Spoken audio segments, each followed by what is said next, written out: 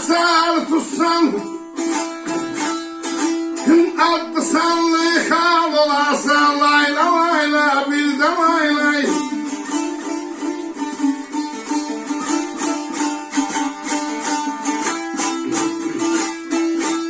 Gün adı çıkaran Osman'a